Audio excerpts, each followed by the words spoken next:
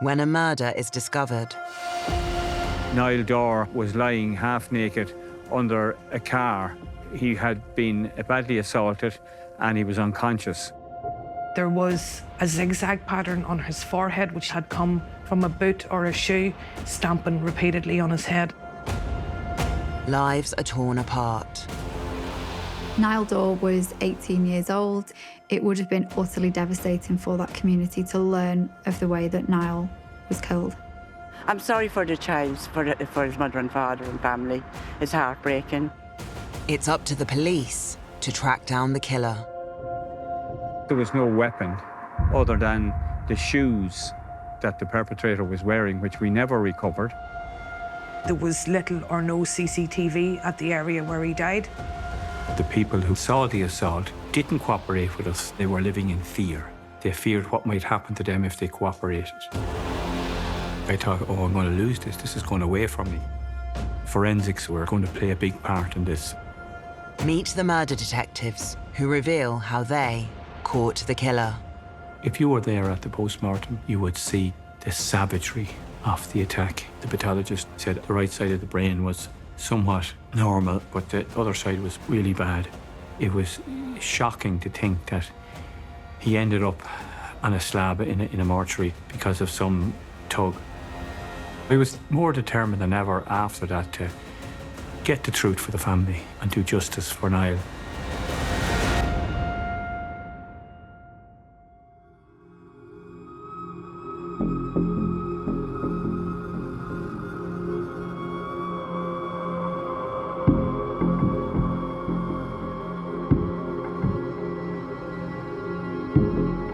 Dundalk is the second largest town in Ireland and it is located halfway between Dublin and Belfast.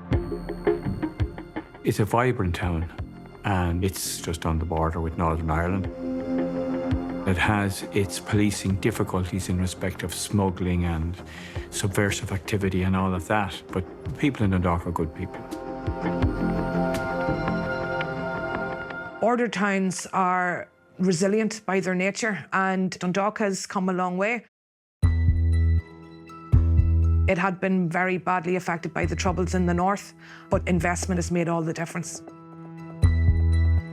There's really good community atmosphere, and people are so generous and humorous and resilient. Dundalk was very, very busy. There was no time in my 10 years there that there wasn't a murder investigation in progress. And some of them I did get solved, some of them I did not. My name is Patrick Marry. I am a retired member from An Garda Síochána, which is the Irish police force. I retired in 2018. Why did I want to join An Garda Síochána? Well, it's very funny now. I was a little chap about 7, 8 years of age, and my mother sent me to the shop for a pound of butter. And outside the shop, there was a guard standing on the footpath. And I always remember, I can still see him. He was, his uniform, immaculate. And I was looking at him, and he said to me, "Hello, young man," he said. And I, with a bit of a fright, came home. And I said it to my mother, I met a guard. And she explained, well, guards are good, and they lock up old people and they protect us. And I was sort of a bit taken with all of that, like, you know, concept of guards are good and they're, you know, lock up the bad people.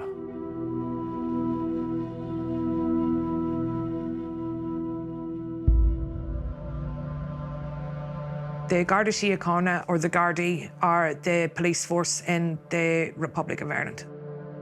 Garda Síochána translates as guardians of the peace. They police by consent. So they're not like European police forces that police by force. My name is Anne Campbell. I'm a former crime reporter with the Argus newspaper in Dundalk. When I covered the district court in Dundalk, it was one of the busiest lists on the circuit in the area. In October 2010, I was asked by my chief superintendent, would I take up the position as detective inspector? I came in the next day in my new suit and all brushed up like a detective inspector should be, when I was told there had been an incident in Dundalk the night before and the young chap had passed away and it appeared he had been assaulted. I didn't even have time to straighten my tie and I was straight into a murder investigation.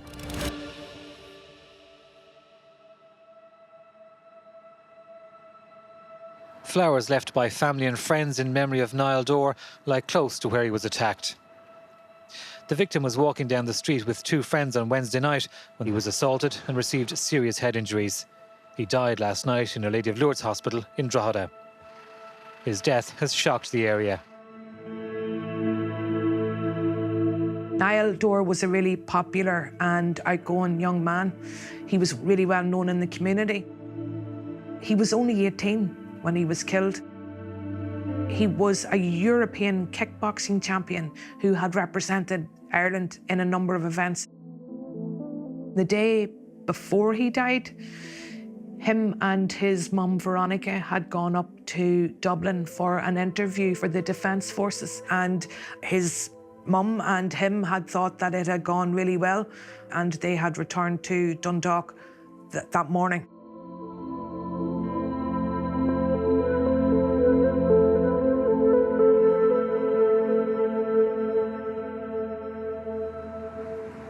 It was here on Castle Road that a passing motorist had come across an altercation taking place between a number of men. The Gardaí responded and were there within a minute and a half. And when they arrived, Nile Dore was lying half naked under a car. He had been badly assaulted and he was unconscious. As a result, the Gardaí preserved the scene immediately and Castle Road was sealed off. In the initial hours after Niall's assault, he was getting treatment in hospital, and people were hoping and praying that he was going to be okay. People did not realise, I certainly didn't realise in the hours after Niall being assaulted, that he was so severely injured. After transferring Nile to a specialist head trauma unit at Beaumont Hospital in Dublin, doctors fought to save him. But tragically, he passed away the following day. When the news came through that Niall had died, it struck Dundalk like a thunderbolt. People weren't expecting it because he was so young. People were utterly appalled by it, and they were so shocked that a young man, ostensibly walking home with a friend, was attacked and ultimately killed on a really quiet residential street in Dundalk on a Wednesday evening. Nile Dore died as a result of blunt force trauma to the head, and the state pathologist said it was the worst example of hemorrhaging she had ever encountered for this type of injury. At the post-mortem, the pathologist was showing me chevron markings on the chap's face where the boots were still imprinted on his face. There was a 70mm crack in his skull above his left ear. And also, when she examined the brain, the left side was mush. It brought home to me the pure savagery of this attack, you know, on a young man who had, a couple of months earlier, represented Ireland on an international stage, kickboxing, and won a silver medal. It would have been incredibly traumatic for the family to see their loved one in that condition, particularly as details started to emerge of what actually happened to Nile on that night.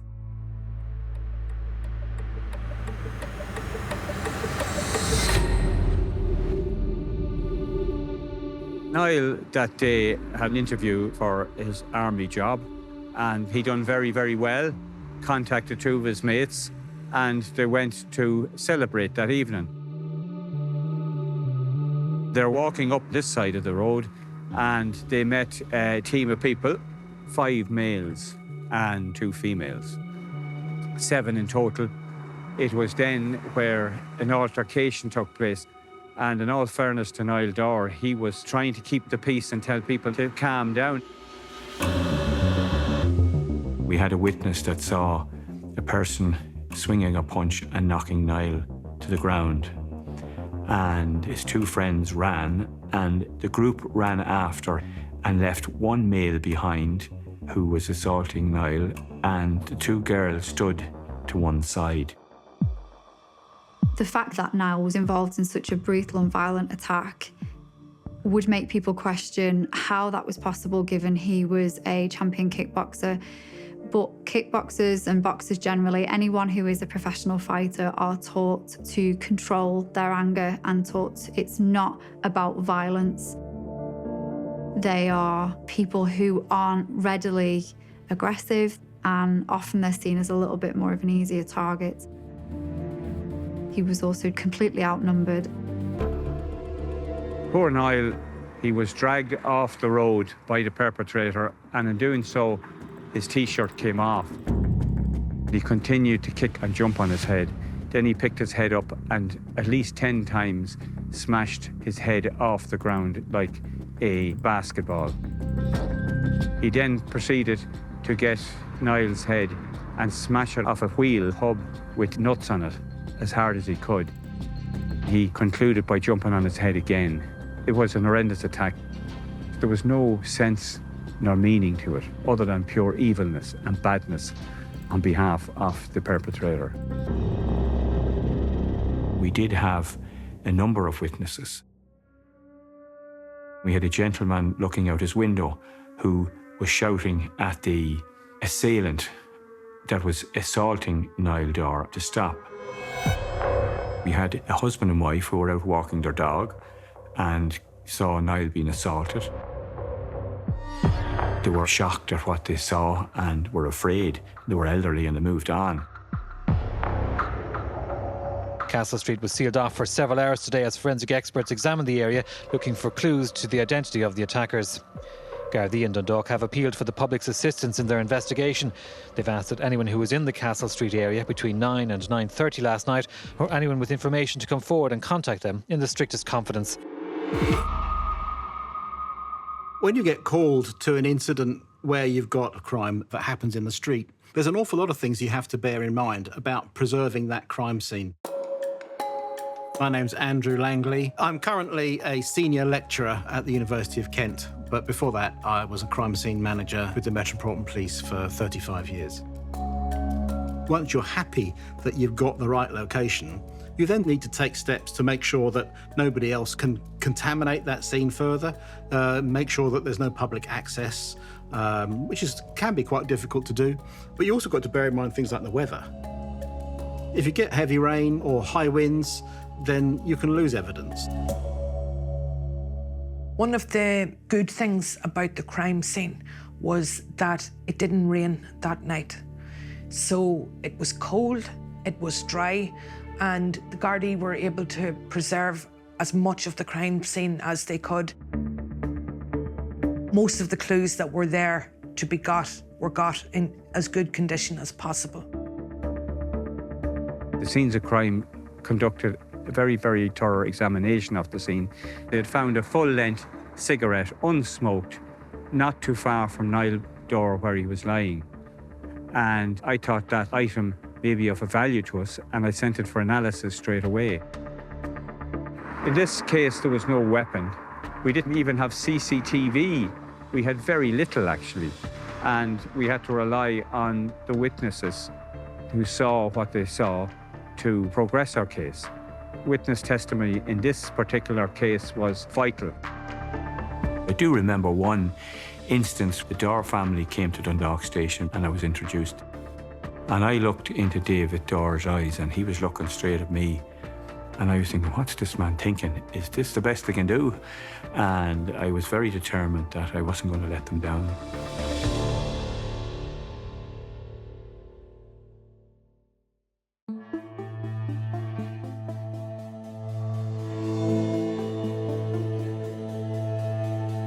Earlier today, the state pathologist, Dr. Mary Cassidy, conducted a post-mortem examination on Mr. Dore's remains.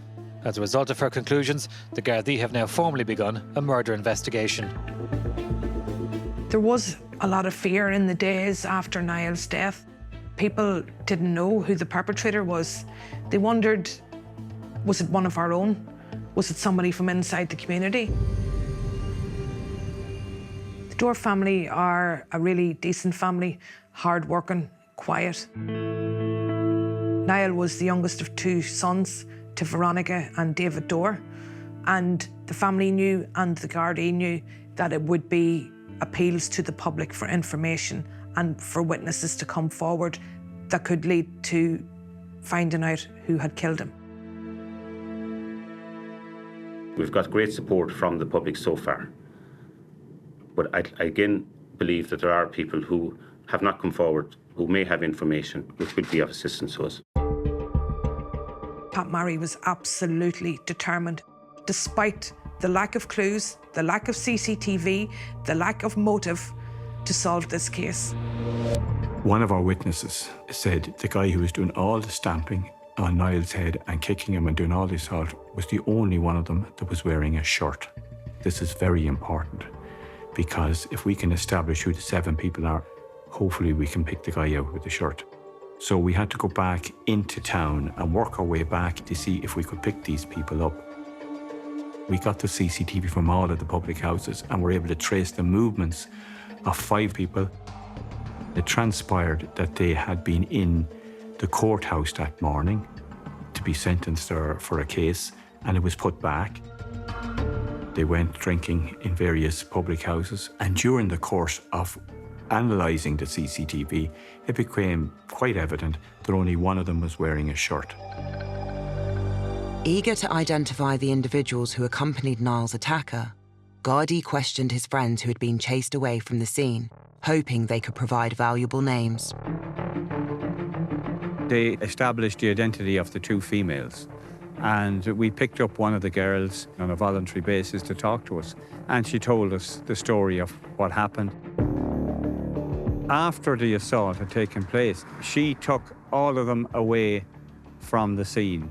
I don't think she was prepared that everyone was going to load into our car, but they did.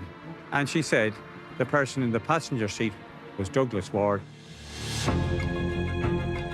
The girl says his nose was bleeding, Douglas Ward's, and I gave him some wipes or tissues, and we went up to the car park in the Crown Plaza Hotel, and I know he threw them out the window.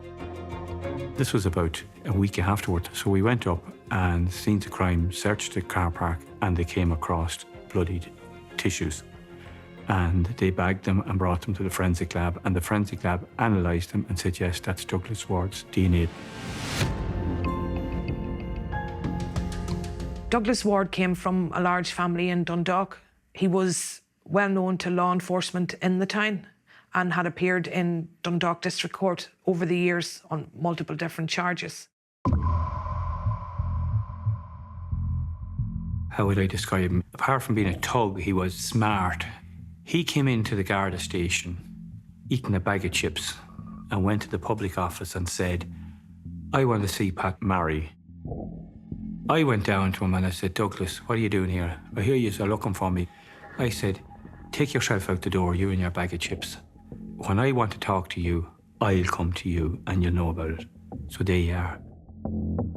So he was being smart because he knew that his name was probably being bandied around, and he wanted to see, well, what have the guards got?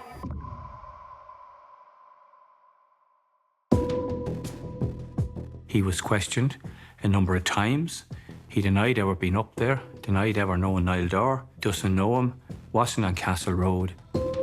I was up at a place called Shopter House and I was going in there to a party. In other words, he was saying to me, prove it, you know? And he was let out. We followed this up and there was a guy who says, yeah, Douglas Ward called here with a load of his mates. I told him there's going to be no party in my house. And I sent them off. They walked out and turned left down onto Castle Road. And Douglas Ward said, oh, I was up there, I left and I went up to the right. When we analysed that, Douglas Ward was not on that CCTV. So the likelihood of him telling lies was very high. But with no CCTV placing Douglas Ward at the location of Niall's attack, Dundalk Gardaí prepared to place their prime suspect at the crime scene another way. We asked him to go on an informal identification parade in the Garda station, but he declined. So that leaves it open to us to hold an informal identification parade at a later stage when he was released. He was informed of that. Now, we knew he was picking up his unemployment benefit from a certain post office on a certain day, and we set up our witness in a car watching the door, and we set up a camera at the far side of the road in a building, filming all of this. It was done in such a way that the ordinary people passing wouldn't know there was a man sitting in a car there waiting to identify someone. I put the camera in the pub, filming the process of the informal identification parade, because I knew if Douglas Ward was picked out, it may be a bone of contention for a defence later down the line. Douglas Ward pulled up in a car nearly up just beside the post office. He was getting a lift. He got out of the passenger side and made his way into the post office. He was in there for about 2-3 minutes, came out, stood at the door and got into the black car and headed off. Our witness, who was sitting very close proximity, did not raise his hand out the window to indicate that he identified the person who had assaulted Nile Dore. But when we spoke to the witness, he said, oh yeah, he says, there was a guy who went in there and he got out and he got into a black car and drove off there, but he wasn't sure. So I decided then we would hold a second informal identification parade with the same witness. On that occasion, Douglas Ward appeared, but he was with his brother, and his brother looks very like him. So the two of them entered this premises and they walked by the witness, and the witness says, I couldn't identify anybody. So it was quite clear the witness was no good. You can't identify the perpetrator. Witnesses can be extremely vital to an investigation, but they can also present some challenges. Eyewitness testimony is often very unreliable, and that's because people who witness, for example, an attack such as what happened to Nile, it's a very traumatic experience. So it's not unusual that witnesses may not be able to identify a particular suspect in an ID parade. When our witnesses who said they could identify the attacker couldn't, I thought, oh, I'm going to lose this investigation. But I said, let's look at the T-shirt in detail now. And that's exactly what I did.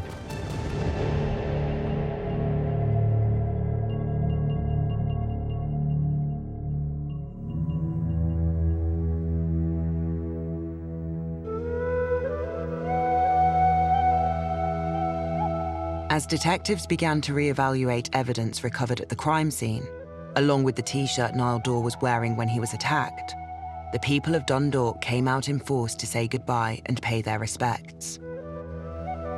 Nile Dore became our son, our brother. You have to feel the humanity of that.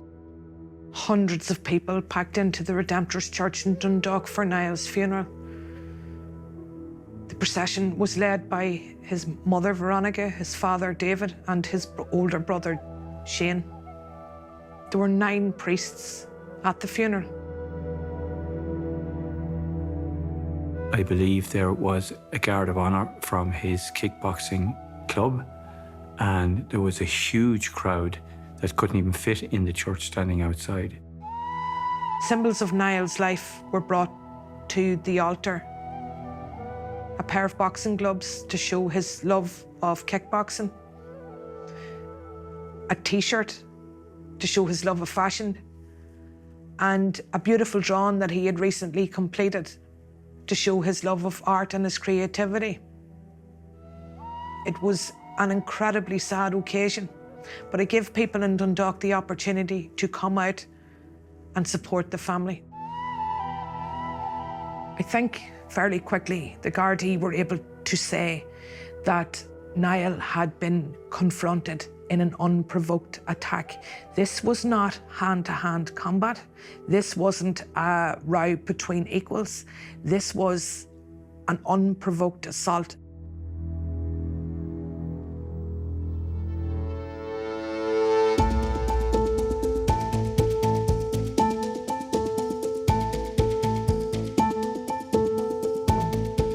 Although Gardaí had identified Douglas Ward as the prime suspect in Niall's murder, they lacked the evidence needed to secure a conviction. 3 frustrating months into the investigation, detectives decided to involve the press in an effort to advance the case.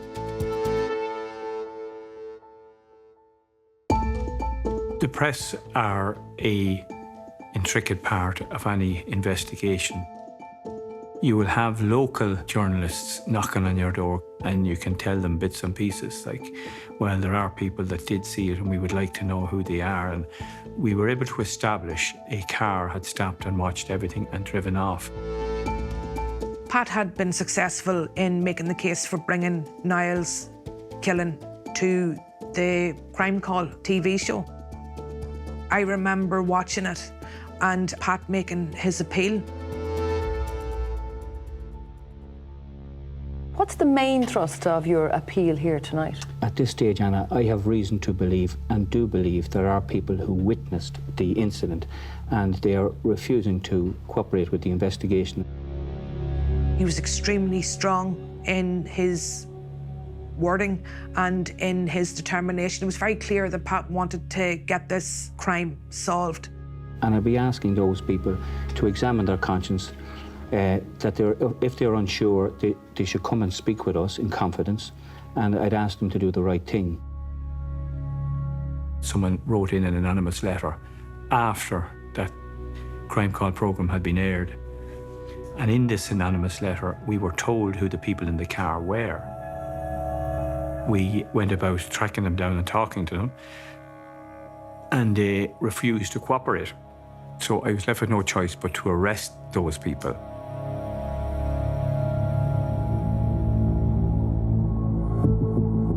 Douglas Ward had quite a formidable reputation within the local area. He's well known to police, and he is someone who is seen as being very violent. He is someone who is determined as being not to be messed with. One of the women, she said, I saw everything. I know who did it. I saw him jumping on his head, but I'm not telling you, I'm not saying the name. I have young children. I don't want my windows broken in my house. I don't want my car set on fire. That's it. I have to live here, not you.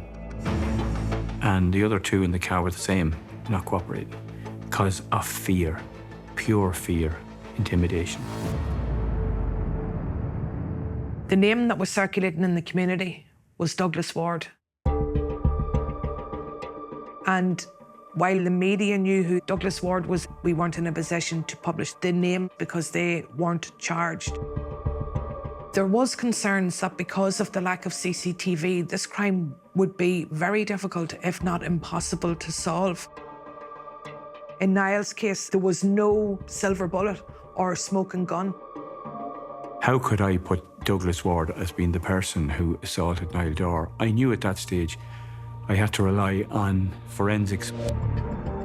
4 months into the investigation, and with no witnesses willing to name Niall's attacker, detectives focused on the evidence found at the crime scene.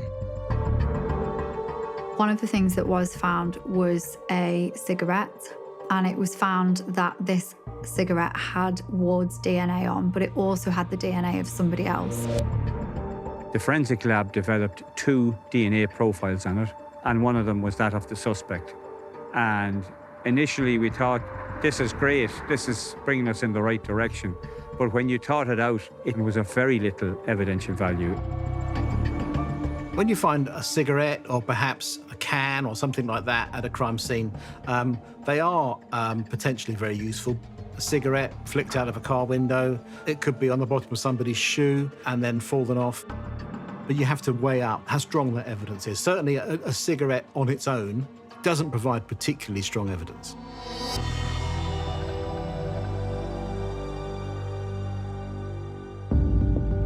The witness who looked out the window said, I saw the guy who done all the kicking, grabbed a man by the T-shirt and pulled him in off the road. And as he was doing so, his T-shirt came off. And he said he grabbed him by the shoulders. So I said, yeah, that's very important. I went to the forensic lab and I said, look, from here up, and especially the shoulder area, I want you to divide that part of the T-shirt front and back into inch squares, and I need you to swab each and every square. If you're looking at an item of clothing to recover DNA from specific areas, looking in small pieces is an ideal way of doing it, because you can just do one piece at a time. Deal with your results on that one and then move on to the next piece. It's long and laborious work, but it does give you the best results. The forensic lab analysed the T-shirt in the areas that I asked them, and they did pick up a foreign DNA profile, and that profile matched that of Douglas Ward.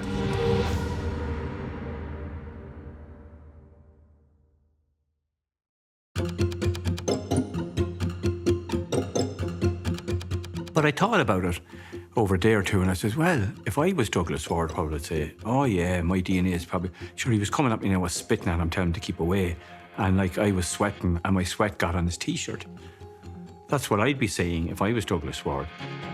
So I went back to the forensic lab and said, now, I have a difficulty in that Douglas Ward could say that it was his spittle or it was his sweat that was on the T-shirt. And they said, yeah, we can see where you're coming from. Leave it with us. When you're examining a T-shirt in such minute detail, the areas that you look at, if you imagine that action again of pulling by the shoulders, it's not necessarily just the outside of the T-shirt that you're looking at, it's the inside as well, where you've got the seams, you've got the stitching, and again, they're all areas that are going to slough skin cells off the hands. So they, you know, it makes it a far more targeted and relevant examination.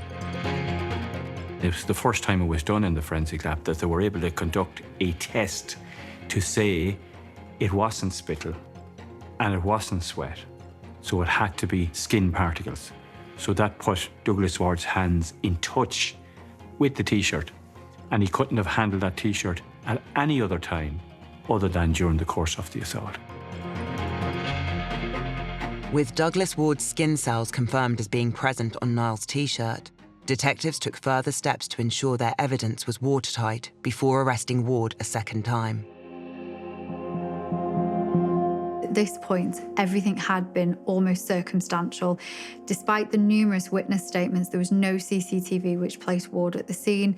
The cigarette was a movable object and so couldn't definitively place him at the scene, and witnesses were not able to formally identify him in an identity parade. So the fact that law enforcement now had definitive forensic proof that Ward had at least touched and presumably grabbed hold of Nile's shirt was a real key moment in this case. Now, I know some of my detectives says, "Grand, we have him, we got him," and I says, no, it's not that simple.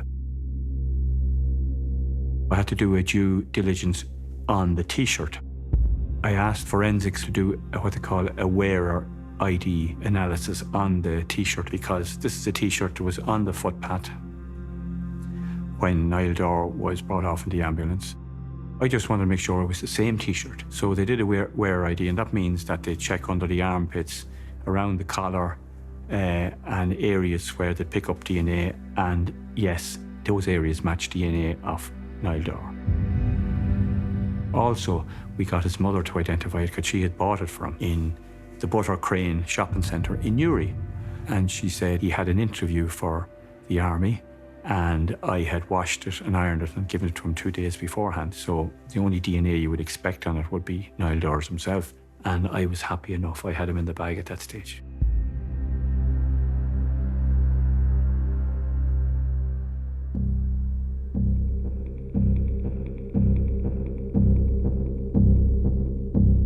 With DNA from the bloodied tissues, cigarette and T-shirt all pointing to Douglas Ward as Nile's likely killer, detectives questioned him again.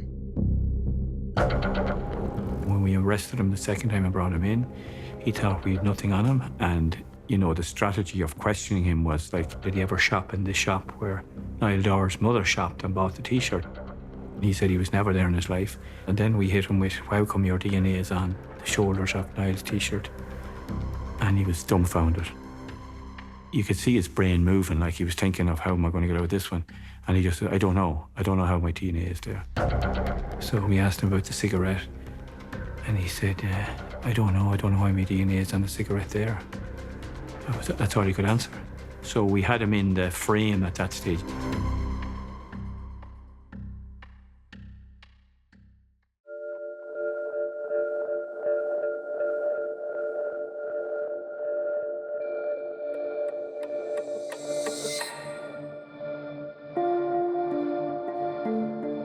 Eight months after 18-year-old Nile Dore's death, Forensics had finally proved that Douglas Ward was the man who had physically dragged him by the shoulders, as witnesses had indicated. This crucial evidence was key to finally charging Douglas Ward with murder. The main purpose of arresting Douglas Ward the second time was to put the DNA to him on the cigarette and on the T-shirt. So I completed a file, and the DPP came back and they said, yes, we're directing that Douglas Ward should be charged with the murder of Nile Dore. It would be 2 years before Douglas Ward would face judgment for killing Nile in cold blood.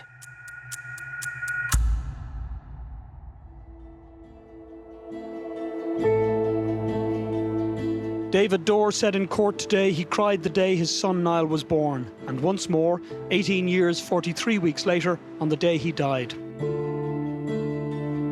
When Douglas Ward was charged in June 2011, he was charged with murder. But when the case came to hearing the following year, there was some surprise that a guilty plea to manslaughter had been accepted by the state. The DPP are an independent body of solicitors and legal people who adjudicate as to whether there is enough evidence or not to bring charges. Douglas Ward himself had said that he would plead guilty to manslaughter. I could see the logic of the DPP, and I could see the risk of him beating the murder charge if things went against the prosecution. And it was the wise thing to do was to accept the manslaughter charge. So he pleaded guilty to manslaughter. Douglas Ward received a 16-year sentence. And judge at the time said, if I could give you more, I would. But he knew that if he gave him more, he'd appeal the severity of the sentence. Mr. Justice Paul Carney was saying, the fact that you'd pleaded guilty, I'm knocking 3 years off because you didn't put the family and the courts through the trouble of a trial. So that was it. He got 13 years. The Dore family were very happy. We were very happy because we weren't expecting that.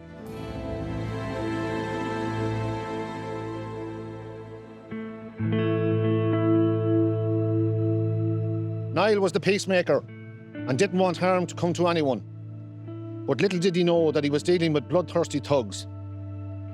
To knock a person unconscious and then to repeatedly bang his head off the ground and kick his lifeless body to a pulp is just the stuff of animals. A new chapter in our lives begins now, and sadly, Nile is not in it. We will hold very dear his memory and will never let go. Thank you. And it's Nile's birthday party. What age are you?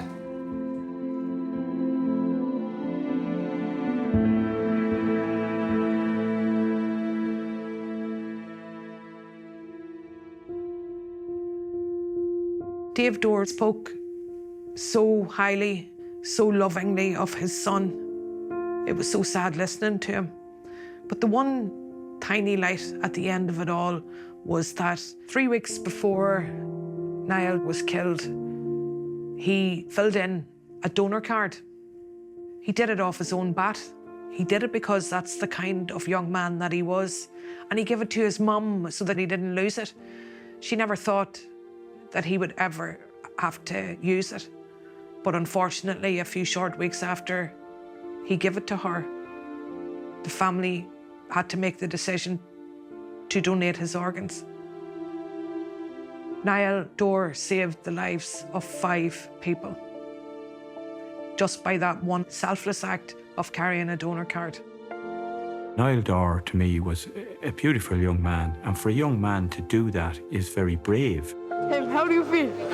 Feel very good. I know. Nile Dore's legacy lives on in other people, so I think that shows the type of person he was.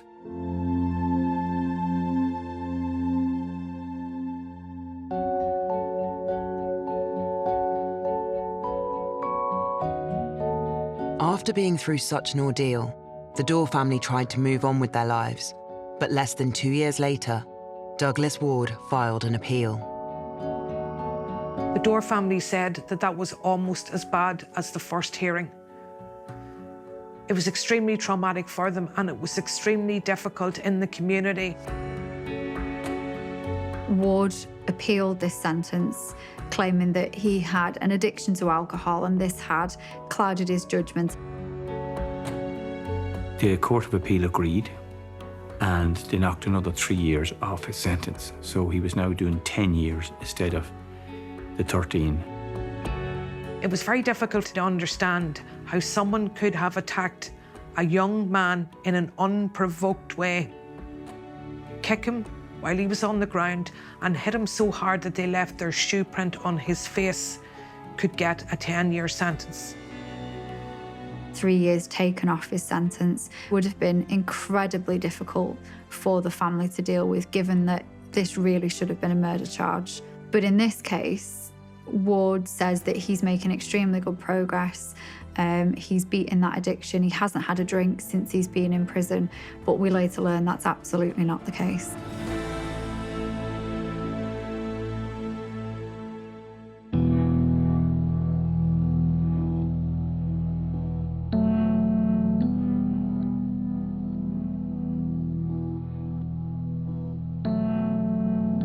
I heard on morning radio the 2 prisoners had died in jail. I have to say I didn't really think too much about it. But when confirmation came through, I heard that it was Douglas Ward, that he was one of them. He died from drinking prison hooch, which is a type of drink that they brew themselves in the prison. I didn't lose any sleep over it. He had no remorse when he was sentenced. He didn't say sorry to the Dorr family. He didn't write a letter expressing his grief. I don't think anyone should be caring a whole lot about him. When the Dorr family were told that Douglas Ward had died in prison, they said that they would never have wished that on anyone. But I suppose the only small consolation for them was that they would never have to figure out what they would do if they met him walking the streets as a free man.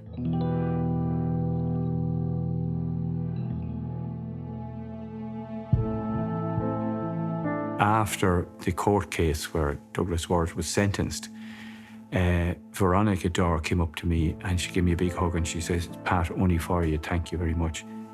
And I'll always remember that moment because it was a testament of me and the guards doing a good job to provide the service to the highest level for that family, you know. Nile was just short of his 19th birthday when his life was taken from him in an utterly senseless act. He never got to be in the Defence Forces. He never got to be a soldier for his country. He never got to enjoy all the things that all his friends got to do.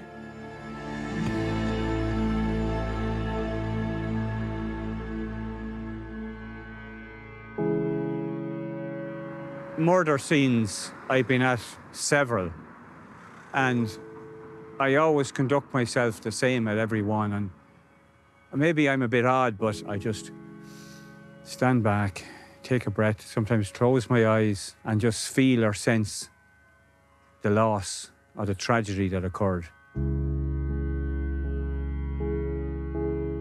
You might think it's strange, but you know, sometimes you feel that the deceased is watching you or is sensing you, that you're the person that's going to make a difference here. It's funny, but that's just the way I feel.